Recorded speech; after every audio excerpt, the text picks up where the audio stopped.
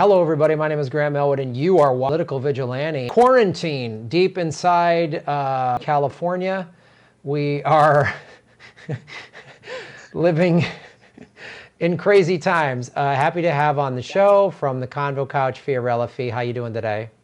Good. I'm doing good. I'm outside getting some fresh air. I see that. Yeah. I'm glad. I was like, oh, Yeah. wow, she just has to get out of that Convo Couch basement. You're in. Yeah. Yeah. It's even worse than like the house because it's like a basement and it's like, okay, we got to get out of there sometime. Yeah, that's See good. the light, get some vitamin D. Yeah. I hear you. I went on a bike ride today just to get some light, get some sun. So Yeah. we both had kind of strong reactions to Yeah. Tulsi Gabbard endorsing Joe Biden. That's the most watched video I've had probably in the last month or so. That's with YouTube throttling me. And I was obviously pretty pissed off about it, still am. And but I wanted to get your take on it. You know, you guys have actually, you interviewed her at the Convo Couch, and you were all pretty strong advocates for her. You especially. What was your reaction to this? Well, you know, I've always been a huge Tulsi advocate. I've always liked her foreign policy, her kind of like fighter whole thing that she had going on where she was very, very strong against the establishment, how she took out Kamala Harris, how she put Pete Buttigieg in his place and then started going after Elizabeth Warren before they completely axed her. And, you know, and I just saw the smears like of Russian asset and calling her, you know, a Hindu fascist and all these things. And I was like, wow, this is so wrong. Like, even if you don't agree with her 100% of the time, it's wrong. And the foreign policy thing was a huge thing, being anti-interventionist wars, anti-regime change. And, you know, as a Bernie supporter myself, I always defended her against the smears that the irrational Bernie people would put out against her. And it was kind of like, I was kind of angry when she endorsed Biden, who is opposed to everything she stands for, because it kind of rationalized people like Lauren Steiners and the Peter Fredericks, who they just irrationally criticized her. It kind of gave them a sort of like, oh, okay, like we were right. And I saw people like saying, oh, we were right about Tulsi, blah, blah, blah. And it kind of, you know, it took away the whole, oh, like this woman is genuine, this woman has integrity, she is literally endorsing a warmonger. I'm not saying, you know, the other things aren't true, but I'm saying all of that is put into question when you endorse Joe Biden, who's not only now a warmonger, but he's also accused of rape. He, you know, Well, hold on. He's not accused of rape. He's a rapist. I mean, flat out, yeah. Like, he's a fucking rapist, man. Yeah, I mean, yeah, exactly. And so it's just kind of like, at this point, like, you know, having endorsed Joe Biden, it's like, so your entire platform that you were touting and you were fighting for, all of that's gone because you endorsed Joe Biden. Now, people said, oh, but she said she would endorse the nominee. But Joe Biden isn't the nominee yet. You can say that he is likely to be the nominee because Bernie Sanders has a slim chance. But Bernie Sanders is in the race, and he has said he's not going to quit. He has said he's ready to go to the debate. He has said multiple things. So for people to assume that it's okay because she said she was going to endorse the nominee is a cop-out. She decided that she was endorsing Joe Biden over Bernie Sanders. And that's the reality. And that's what she did. And you can still like her, but you have to admit that that's what she did. And so now you have to deal with the, you know, the kind of cognitive dissonance of some people that are trying to rationalize what she did to what she stood for. And they don't know how to do that. And so a lot of it has come back in terms of, well, Bernie endorsed Hillary in 2016 and Hillary's a warmonger. That's not the same. Again, it's like you've just pointed out. Yeah. Hillary was the nominee. Yeah. That had already happened. There was nobody else for him to endorse. Now, right. In 2016, we all would have liked Bernie to have left and said, Absolutely. I'm going third party. Absolutely. Look, Chris Hedges and Dr. Cornel West said Bernie missed his opportunity in 2016. But this is not the same thing. And if Bernie is like, well, right. Bernie's going to endorse Biden any day now.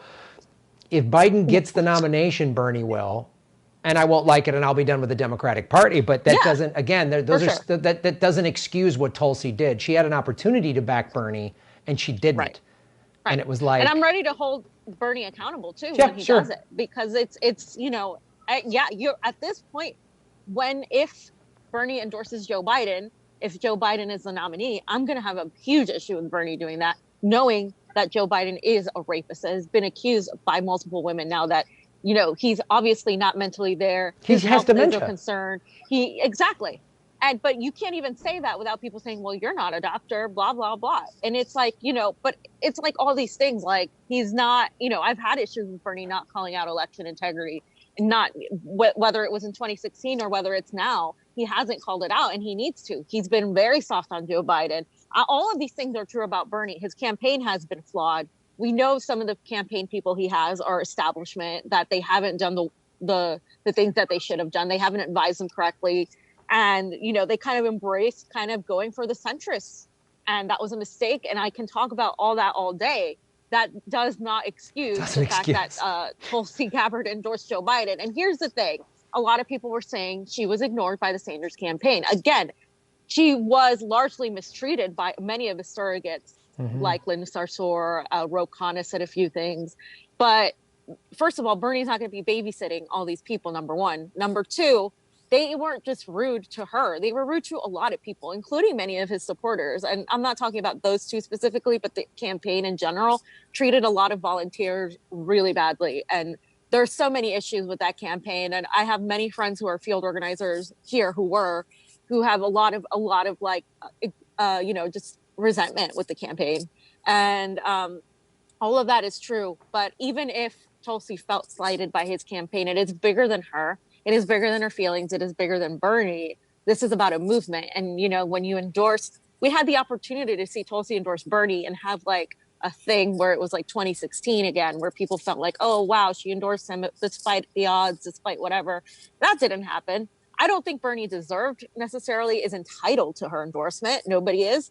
But to endorse Joe Biden, she could have just said not endorsed anybody. She could have said present. That's what she did with the impeachment, which is something I gave her credit for. Absolutely.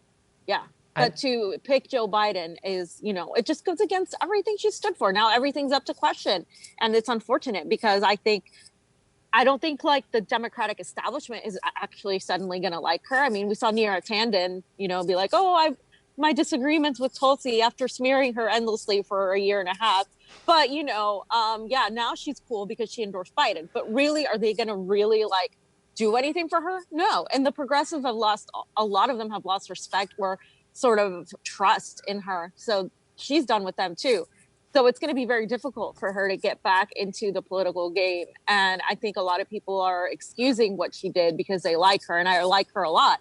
That doesn't mean I'm going to excuse what she did, whether it's her, Bernie, or anybody else who would have endorsed Joe Biden. And I turn it around. I'm like, if Bernie Sanders would have endorsed Joe Biden over Tulsi Gabbard, even though Joe Biden would have way more delegates and stuff than Tulsi, all these people would be mad. They'd be calling him a sellout and blah, blah, blah, endorsing a warmonger. They would have said it.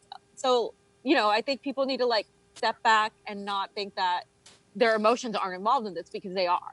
Their emotions are involved. Yeah, they are. And I think this is what this goes to show is like several things. Like I've said a lot on this show, I go, don't hang your hopes on one person. Even Bernie, don't like the Bernie and I had Peter Frederick on this show over a year ago, and I took a lot of shit for that. And he's, proven to be a little bit of a loose cannon, a wingnut, whatever. But I'll say this, all these things can exist together. Peter Frederick can be nuts.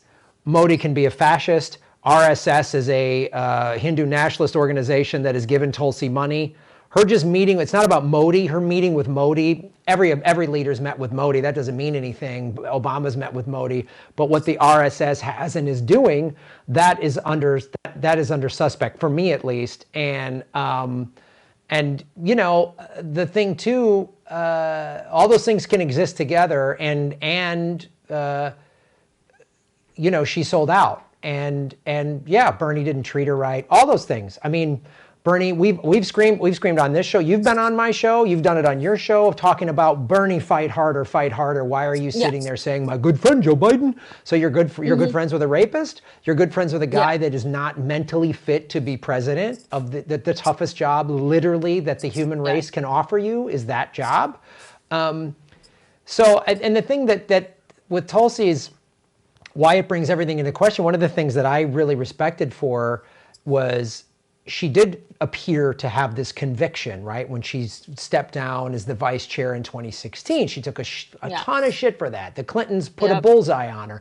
She called out Hillary, Queen of Warmongers. She called out the media. She called out the smear tactics. It was like, wow, she's risking some political capital to do these things. Now it seems to me, at least, that she was just like, well, I'm going to try to play this outsider game. I'm going to go on Joe Rogan and Jimmy Dore and play the outsider. Didn't work, so push comes to shove, I'm going to back Joe Biden. And if the Bernie campaign did shun her, her ego's that frail. So her morals and conviction go out the window. And the question, I did a video about her over a year ago. I went through her website and I went through all of her policy stuff. I was like, that looks progressive, that looks progressive, that looks progressive. The war on terror seems a little vague. It seems a little like she's left that open to bombing everybody. And I asked that question based on the language on her website. I've given her more than a fair shake. And while Bernie has plenty of sort of obsessive supporters that can't listen to any criticism, the Tulsi people are fucking out of their minds. There's way more wingnuts on that side of the table, and they just keep going, but Bernie, that's irrelevant. She backed a warmonger, and you can look at Andrew Yang too. Andrew Yang endorsed Joe Biden, and everybody called him a sellout. You know what I mean? Like, that's the thing. Like, okay, so what, he did it a little bit earlier than she did, but you still called him a sellout. You still were like, wow, I can't believe you endorsed Joe Biden. It would be hypocritical, even as a Tulsi supporter, for you to be like, oh, well, she gets a pass. No. You know what I mean? It's like, you have to be consistent in these views. And when you got to be consistent in these views. And it was like, are you going to do that with Bernie? I've said that from day one. Absolutely. I will not back. I said, I will not back if they screw Bernie again, which they're trying to do. Anything's as a side note, real quick, it's up for grabs with this COVID shit. I don't know what's going to happen. I think Joe Biden has something, like, no joke. Yeah. Like, besides dementia, he does not look healthy. He's coughing in yesterday during his weirdo happy hour ass kissing town hall or whatever that thing was. I was like, he's sick. And anything's possible. I mean, Bernie's 78, Joe's 70, Trump. I mean, any of these people could get it and that's it, game over. And then what? Like, so anything's possible right now. Like, Bernie literally could be president. Trump just was acting like a leader. He was actually suggesting lefting the Democratic Party with like. But the Senate came in there and they were like, nope, Trump. Nope, Trump. And then Trump's like, oh, let's celebrate Easter by going out and, spreading the virus. The dumbest thing I've ever heard in my life, because he is he's a goddamn idiot. But I've said this from day one, like, if Bernie endorses Joe Biden and says we all need to rally around Joe Biden, I've said from day one, I will not do that. I will be done with the Democratic Party. And the thing I want to go back to, stepping back from this, the dozens of positive videos I've done on Tulsi Gabbard, the things I said Tulsi and Bernie supporters need to come together. I posted that video recently, all that stuff. And then her crazy fans still fucking take shots at me. They can go fuck themselves. They are a bunch of crybaby assholes that can go fuck themselves. And what that proves is that Tulsi Gabbard has done nothing but divide the left. She's divided progressives. She's divided independent media. Very calculated. I'm going to go on this show and this show because these shows aren't that critical of me. That's what she did. She never came on my show because I was critical of her early on. I did videos in 2018 saying, is she a real progressive?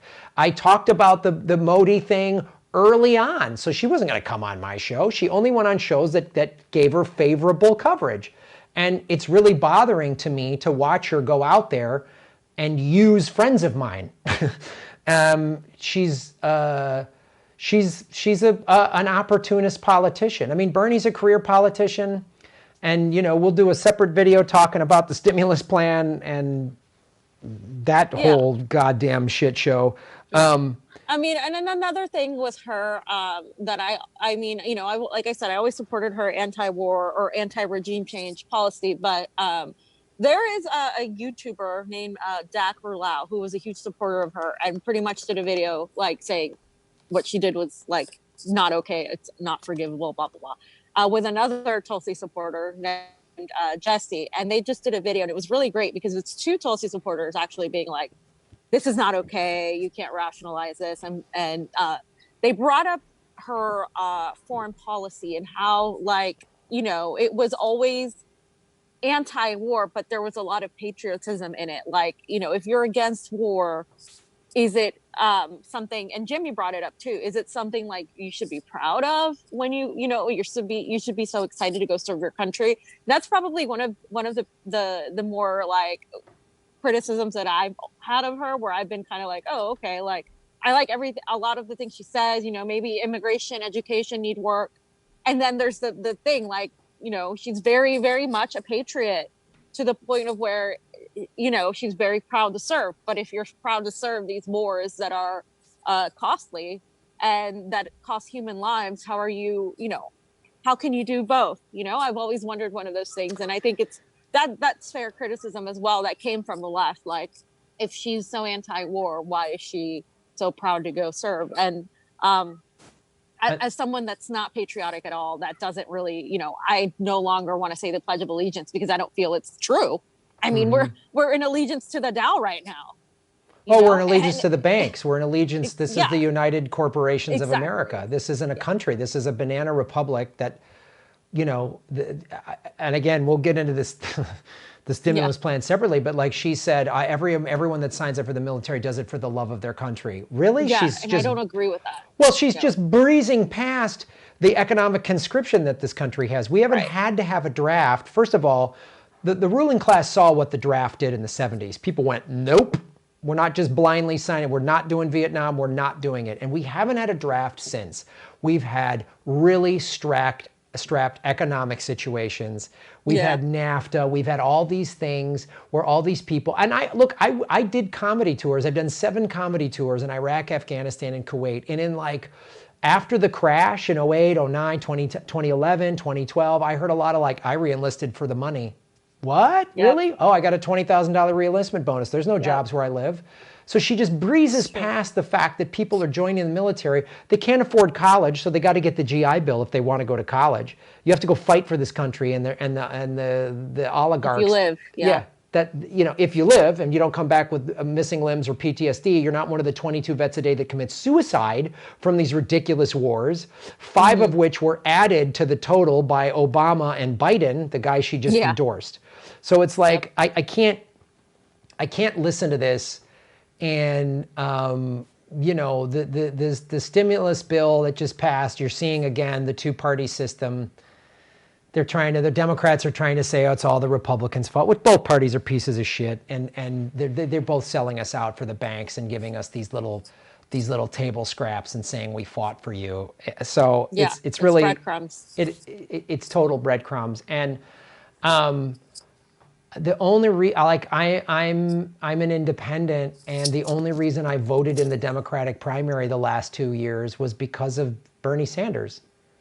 And I donated to Bernie, Mike Gravel, and Tulsi's campaign because Mike Gravel's anti-war and Tulsi claims to be. But so I'm done, and this was just a political maneuver to get something in Biden's cabinet and to make a play for Tulsi 2024, 2028. That's what she's doing. And it was just sort of well, I mean, and she says, she says she's not taking anything in Biden's cabinet. She says it's, she says she took away the whole, there was a thing her brother said and he recanted it. And then, she said, no, that's not true. So she's trying to stay away from the drama. So I commend her on that. But the reality is we really don't know what her motive is. I genuinely believe it was just a career move. Like, it's not beneficial to endorse Sanders at this point. I'm just going to do what I said and endorse Biden, who I think is going to be the nominee. But who isn't yet. I think it was a much more pragmatic decision than I think a lot of people are making it. But still, in that pragmatism, you're pretty much giving in to your entire platform and your entire integrity by supporting Joe Biden. When you had a choice not to, you still had a choice not to. And that's what people are going to remember versus, you know, just the playing politics of it. So. Yeah. Push came to shove. She backed Bernie. Right, and so we thought she had character, but that was just now that seems suspect. That just seems like a play for 2020. Like everything just seems like a calculated move, just like her. And it might not be, but that's the thing. Like, not that's what it seems to a lot of people now. It's hard not. You got to ask the question. Unfortunate part.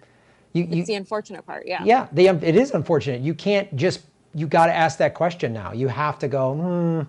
I don't know. Like, is she really pro-LGBTQ, or did she just do that because it was politically expedient, because ultimately she was raised in a cult and did a commercial saying that gay marriage is against God's law? So is she just like reading the tides? Oh, they're going to pass gay marriage. I think I'm going to run as a Democrat, so I'll jump on board with this. You know, like it really just seems, I can't trust anything she says anymore. And, you know, if Bernie endorses Biden, as I've said, I will be done with the Democratic Party. I'll be done with AOC. Too. Omar has said, I'll back Biden no matter what. They're all, you cannot reform this party from within. And I think just to end on this note, I think like a lot of the supporters that Bernie that committed to voting for Hillary in 2016, they're not there anymore. A lot of people did. A lot of people said, okay, fine. Like, you know, you asked us to blah, blah, blah. I didn't. I voted for Jill Stein, and I would do it again happily. But this time around, I think Bernie needs to understand we're not voting for Joe Biden. Joe Biden is a worse candidate than Hillary Clinton, and I didn't even think that was possible. And we're done with the Democratic Party because you don't do this twice to us. And none of them, neither Bernie or Tulsi, brought up election integrity. You know, she said the Democratic voters chose Joe Biden. They did not. The oligarchy chose Joe Biden. The DNC, the establishment, chose Joe Biden. We didn't choose Joe Biden. I walk around here and I see Bernie sign after Bernie sign, not a single Biden sign. You know, Bernie won California, but he should have won it by a landslide. And we can talk all day about the exit polls or about the machines and about fraction magic and about voter suppression, which contributed to it as well. But like, that's it. None of them are really talking about it. And that to me is also something that should be pointed out. And that's why I criticize Bernie too on that. But she was supposed to be, you know, the election integrity person too, with the Security America's Elections Act. And she did not bring up, like, for 1 second, like, this election is invalid. And she could have done that. And if she would have said that, if she would have said, hey, this election is invalid, that's not fair, Bernie should have fought. So this is why, you know what, Joe Biden's going to be the nominee, I might have respected that a little bit more, but she didn't say any of that. She said Democratic voters chose him, and that's just not the case. Yeah, and aloha and God, like. And he's got a good heart. Like, God, when he's raping girls, he's really got a great heart, you know? Yeah, well, when he's drone striking the Middle East, he's got a great heart. So that was really fantastic to watch. Yeah, I just can't. Well, Bernie, AOC even, none of them are calling out that the polls being closed, the electoral, all the things you just listed. So it's really hard for me. It's like you lose faith in even all these people. And that's the thing, you mentioned it before. You cannot put all your faith into these politicians. And even further than that, you cannot make these politicians into godlike figures, put them on a pedestal, because I think a lot of people are edifying these politicians.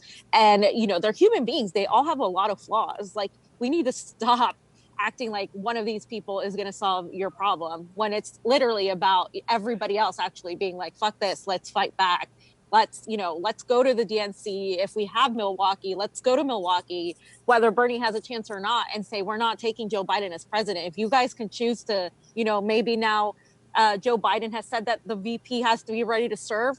You guys can't do that. You guys can't just put in Cuomo. You know, we're not gonna take that. And I think Americans need to actually get off their ass and stand up and fight back. Something that they haven't done in ages. So. No, and you know, when this stimulus plan just gives you more debt, and it's going to defer your rent and mortgage, but not just wipe it out, not just excuse it. It's like where's America going to be 4 or 5 months from now? Yeah. In the summer. Even if the outbreak is done, But everyone's got 3 months of back bills packing up, and now the government's going to Yeah. want their bullshit loans back, and there's 30% unemployment. What are we going to do when there's 30% unemployment?